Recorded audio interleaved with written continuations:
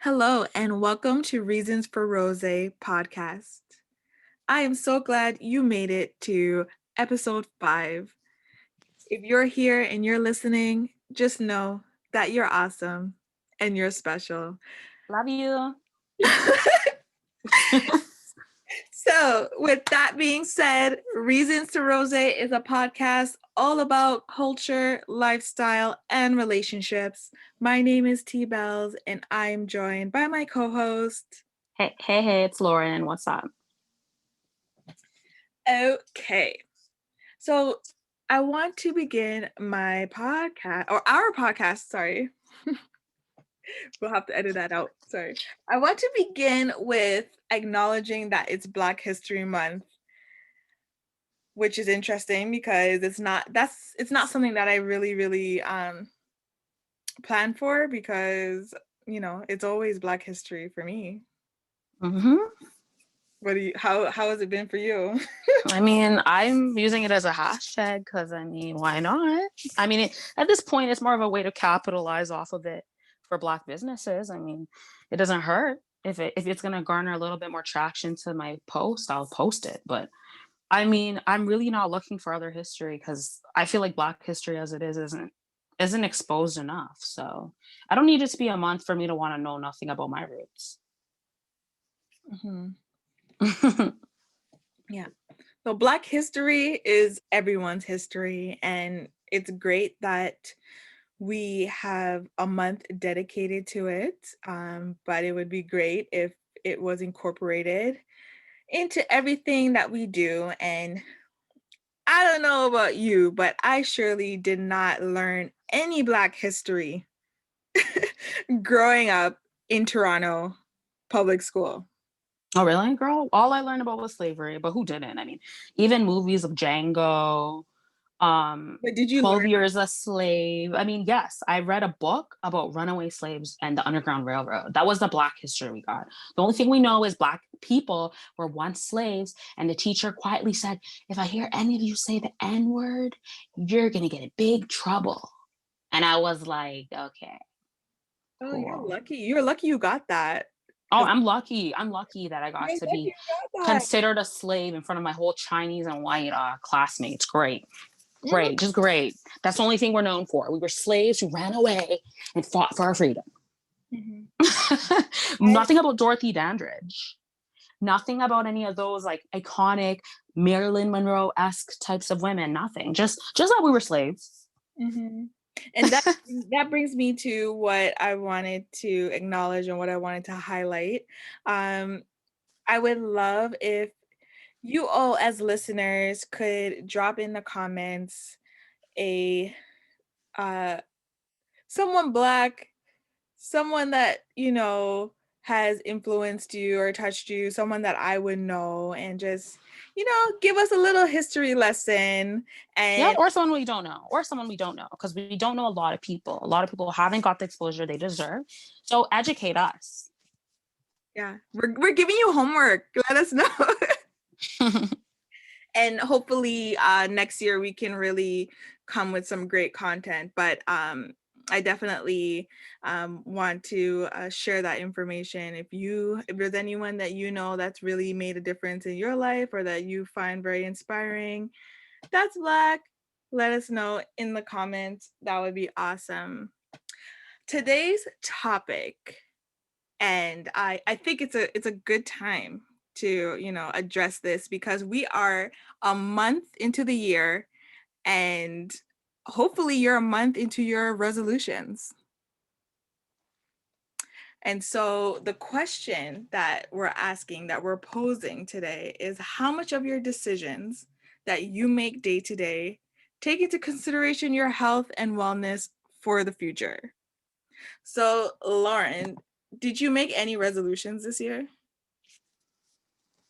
Honestly, I stopped doing that after the age of, I think, 24, 23. I don't make resolutions because I always look to self-improve. I don't need it to be a new year. Just like I don't need to start a diet on Monday. Mm. I can start a diet with my dinner. You don't need to wait. What are you waiting for? Mm-hmm. which is, Yeah. definitely you should not wait to make a change in your life. But I love resolutions. I love the intentionality of it. Um, I've definitely started my resolutions at different points, and I learned that some people do believe that you can set resolutions every 3 months or, every 6 months. And that's great because it gives you a chance to figure out what worked, what didn't work. But I'm definitely no different from most people who create resolutions based on health and wellness. Mm-hmm. And so I've definitely had a change of mindset since I've been getting older. And so, um, while in the past, my resolutions have definitely been based in trying to be skinny and doing the things that I need to do to be skinny, uh, I've definitely changed my mindset. Mm-hmm. Of And course you did, girl. Now we're in the generation of being thick with two C's, all right? Nobody's trying to be skinny. Everyone's trying to be thick. oh, Thickums. but that's Thick. not even it. That's not even it though. That's not even it. One of my resolutions is trying to learn how to use food to address pain and different pains in the body, different inflammations in the body, because I do have a lot of chronic pain. But um, once you figure out how to use food for wellness, things tend to fall in line. And so it's just a total different mindset from growing up as a teenager and seeing health as being skinny. And so if I understood at the time growing up how um, your health encompasses so many things, so many different things, um, I probably wouldn't have, been dieting and been so afraid to participate in gym or do any type of physical activity at the time. And so, as you learn, you get more understanding. You and I both being in our late 20s, I pose the question to you: how much of your day-to-day decision making is based on health? You know, how much of the things you do every day are you doing it so that you can be healthy? Honestly, I think I'm at a stage of life where I think about that every single day of my life. I don't know. I think about health and my well being every single day. Because if you don't care about you, who's going to care about you? Nobody. I mean, in the very least, you should care for you, to be very honest. So, I mean, it's a pandemic right now. I go for walks a couple times a week. I try to hit 10,000 steps a day. Um, I have a pedometer, so it counts your footsteps. It also tracks your sleep. Generally, I meal plan ahead of time as well. So when I get groceries, I already plan for the whole week of what I'm eating. I get takeout maybe once a week, twice a week maximum. I generally always look for ways to incorporate healthy food in my diet. I've come to a place now where instead of looking at what you can't have, I'm always looking for abundance. Abundance mentality is a huge thing.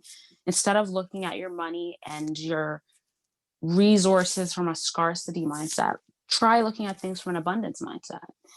If you want to become a healthier you, instead of worrying about how little you should eat and how little junk food you can have or none at all, look at it like, what can I add to my diet? Instead of what do I have to take away, start looking at what can I add. So me this year, I've already from last year started adding salads. I have a salad almost every single day. I even added vegetables into my diet as a more regular thing, where instead of boiling them and making them as low calorie as possible, now I'll add them in a pan and I'll saute them up with some crushed garlic and oil. I know, yeah, there's more calories doing it that way, but I'll enjoy it that way a lot more, and it will become a regular part of my healthy eating.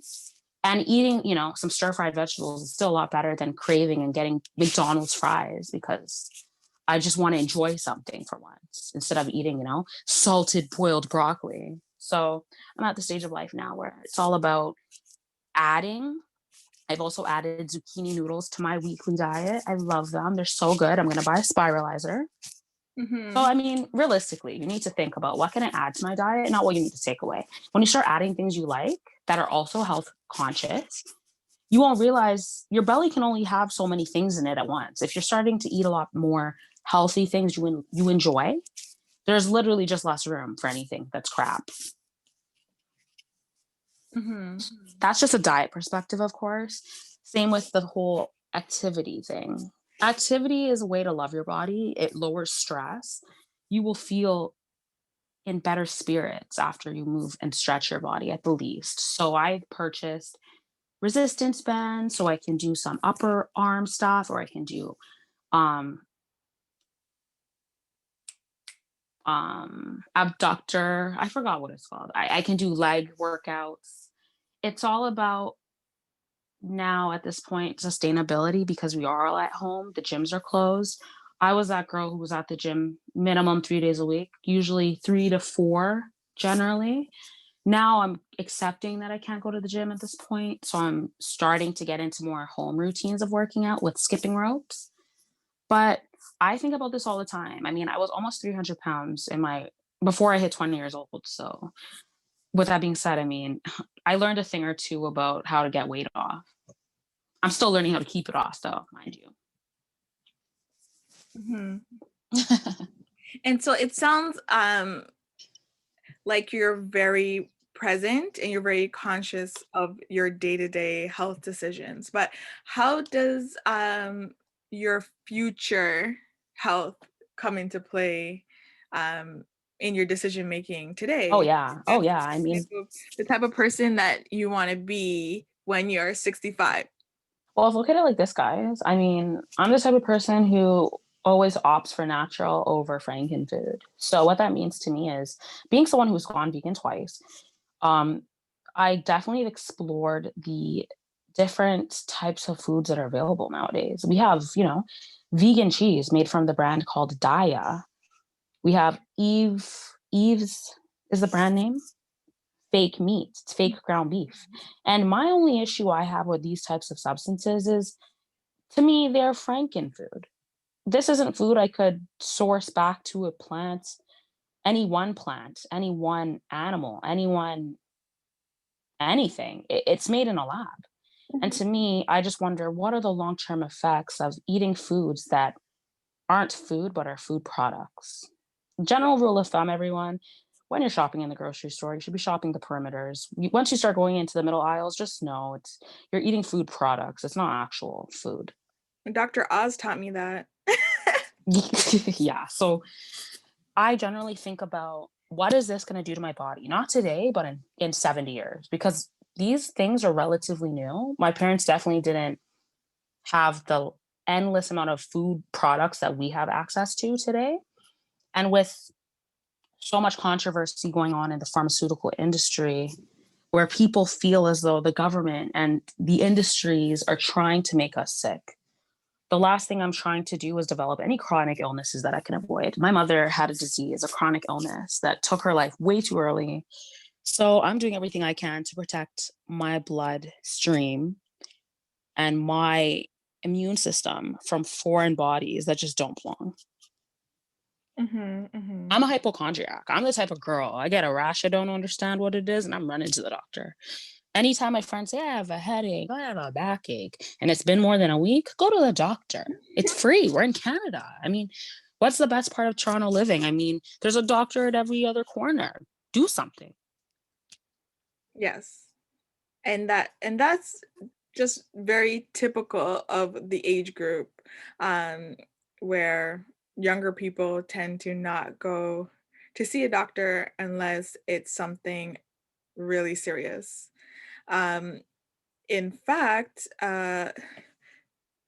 younger people tend to only go to the doctor to address issues um, regarding sexual health, um, fertility, contraception, and family planning. So these are the reasons why people in their 20s tend to go to the doctors and they kind of stay within that.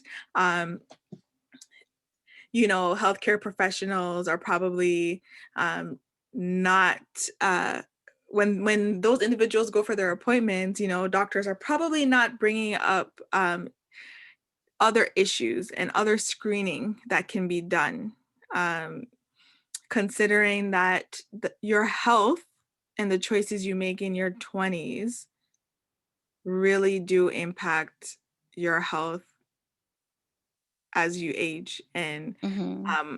as you enter middle age. And so getting assessed in your 20s, it gives you a baseline for, where you're at and if you're on the right track.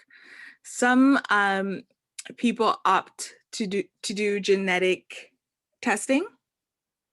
Um, so there are tests to see your risk of cancer, cardiovascular disease, depression, and even Alzheimer's. And so, is this something that you would consider getting genetic testing to see what awaits you in your future? Genetic testing is great if you use it as a method of understanding what you are more susceptible to. So if it was easily accessible for me to get this testing done, I'd be down. Why not? I mean, I already kind of know what I'm susceptible to in terms of I have a higher risk of getting MS. So I move accordingly. If I get a headache, I'm taking it a little bit more seriously. Because at the end of the day, prevention is first, but then once something is wrong, early detection is now second, right? So as the listeners out there might be thinking,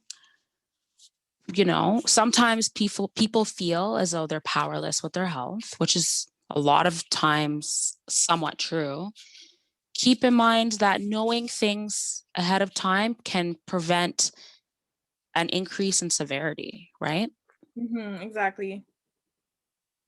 So it's really always you in the steering wheel when it comes to your health to take action as soon as you can to prevent things from getting worse than they need to be. And remember, there's compounding effects of having, poor health practices and worsening of a lot of illnesses and disease. No doctor is ever going to tell you you going on, brisk walks a couple times a week is worsening your condition, unless you got like a torn ACL, right? But we're talking about more chronic illness, not physical ailments. So hmm that's my 2 cents on that. hmm But aside from genetic testing, there are regular tests that can be done in your 20s, such as testing for diabetes, testing your thyroid, your cholesterol. These are different things that, many people are not thinking about when they're in their 20s. Yeah. In- I mean, because I was a big kid growing up, I was getting physicals done from the age of like 14 every single year. So I was well aware of my numbers early on. To be honest, even though I was really big, I never had any of those problems, probably because I was young. But physicals are something that we should be doing regularly to keep track of our blood work, to keep track of our status, especially as women who may one day want to have children, Mhm. right? You don't want to wait until you're struggling to conceive to realize that you've been struggling with your cholesterol for the last 5 years and you wouldn't even know it was 5 years it's been out of whack because you haven't had any record to compare it to, right? Yes, and during pregnancy, that's usually when young women get an idea of what their health status is because, you know, issues and problems that you run into during your pregnancy are a good indicator that of what your future health will be like. For example, if you end up acquiring preeclampsia or gestational diabetes during your pregnancy, there is a very high chance that you will develop diabetes and high blood pressure in the future. Just a quick question. What is preeclampsia? I heard Beyonce had it during her delivery of her two twins. So preeclampsia is um, hypertension that occurs during pregnancy, before it develops where you have complications that include seizures. So it's the prelude to full-blown eclampsia. So there's different parameters that would indicate if you're experiencing preeclampsia or if you actually do have eclampsia. Oh, okay, okay. Hmm. So, with that being said, I just found it interesting because I definitely do not think about potentially getting diabetes or having heart issues. It's not something that's really been on my mind where I would feel like I could actually acquire those things.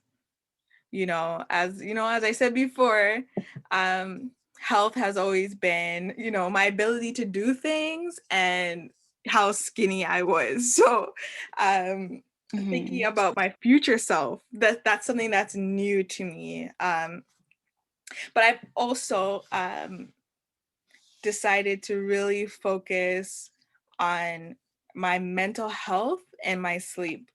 And so I'm understanding now the importance of sleep and how much your body needs sleep to recover. Mhm. And as far as mental health is concerned, I suffer from chronic abdominal pain. And it's so bad that one of my close friends asked me if I was allergic to her. 'Cause every time I would be around her, I would feel sick. Like my stomach would be hurting. I would be feeling nauseated. And then Wow. I finally realized that stress and anxiety affects the body in different ways. And so I recognize a pattern of anytime I'm in a stressful situation or I'm feeling a lot of anxiety, that's when I would have the nausea and stomach cramps. And Mhm. I'm like, oh my gosh. So I wasn't allergic to that friend, but that friend had a lot of issues with herself. So me being an empath and taking on the stress of other people and other people's emotions, Mhm. she was stressing me out so much that she was causing my abdominal pain. But of course, she wasn't the only source of my abdominal pain.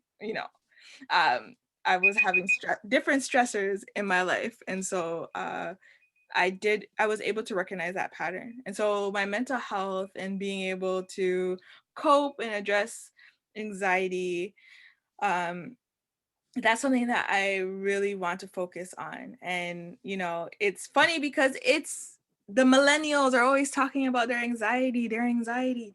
Uh, but the numbers and the statistics show that that age group does suffer with great amounts of anxiety and depression. And there are a number of different contributing factors to that. Yeah, Yeah. of course. I mean, like, I think it's very common. I don't know, I mean, like, if older generations didn't experience it, I think now it's just a lot more talked about. And I mean, I do think we are a generation that has a lot more luxuries than older generations have. I can't lie.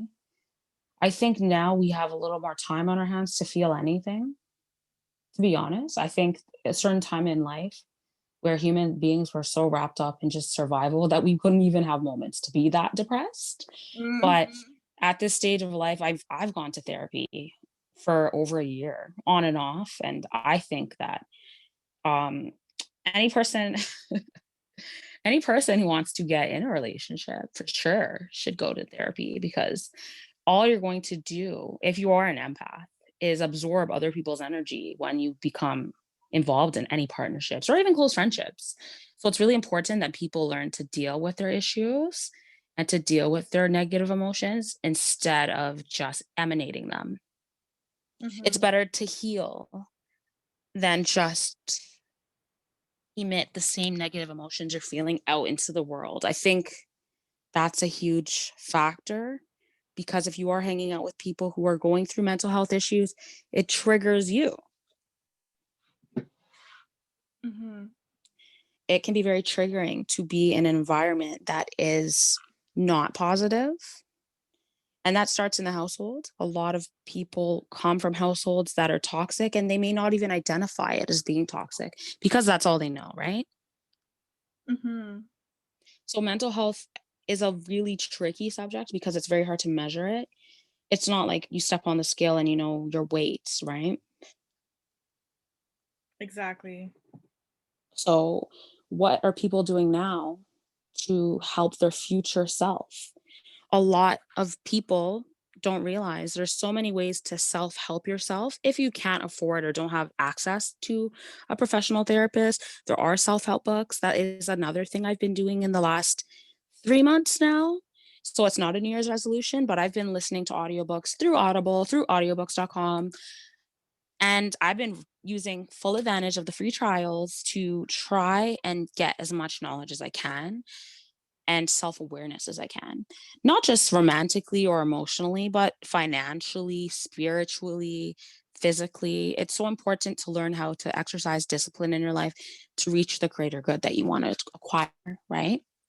Mhm. Setting up good routines, the compound effect, learning how small habits every day become big life altering outcomes in 5 years from now, right? Doing um, an extra 10 minutes of walking a day in 5 years can keep you from gaining 20 pounds. Mhm. All of these things add up, and it's really a matter of balance, finding balance. Once you do that, you don't feel like you're making sacrifices, it just becomes a part of who you are. Right. And it's all about quality of life. It's not about just living to old age, but it's about what is the quality of that life for you? Are you happy? Are you in a successful partnership? Are you in a have you created a happy home for you, your partner, and potentially children and grandchildren? Have you left a legacy of warm memories? Mhm. Mhm. Yes. One of the most important takeaways is being informed. And that's what I would want for all of our listeners, to be informed and to go for that information and ask those questions so that you can make an informed choice. Um, you may not be ready to take certain steps, or, your meaning of health may be completely different from mine, and that's okay. What it means to live a quality life is different for everyone. And so with this episode, we just wanted to get you all thinking. um you know it's February, we're a month into resolutions. Mhm. Resolutions don't they're symbolic, but it's Yeah. always a great time to make healthier choices. Yeah, and check in with yourself. Always check in with yourself. Ask yourself, how am I feeling? It's really important to sometimes reflect. I even started writing journals this year. Um, and again, I think this started before the new year. I think I just started my resolution early. I started changing a lot in December, but writing reflections in my phone notes of just how I'm feeling about whatever influences me the most. Take time, reflect with yourself because developing a stronger, healthier you will also help your future children if you decide to have any, because you can help lead by example and teach them how to be closer to their own selves, right? Hmm. It's about creating a better world for you, your friends, your family. And it starts with you. Definitely, definitely. So this was a break from our usual The tea spilling and the talking shits. yeah, our usual tea spilling. We'll get back to that soon, but let us know, are you making any health decisions today? in consideration of your future self and your future health. What does health mean to you? And are you changing anything for 2021? Let Yeah, us. there's tons of people on Instagram for help or guidance on these subjects. We'll leave a bunch of influencers below that we follow personally that inspire us, that help us want to be our better selves. I'm sure you have some, Tiana, right? Tea. I'm sure you have some tea, right? Yeah, yeah, I do. I do. So we'll leave that information down below, and yeah, let us form a community of healthy young people. And so that's our show for today. Join us next week. And Thanks so much for listening. thanks for listening. Stay blessed. Bye. Lauren signing out. T Bells. Peace.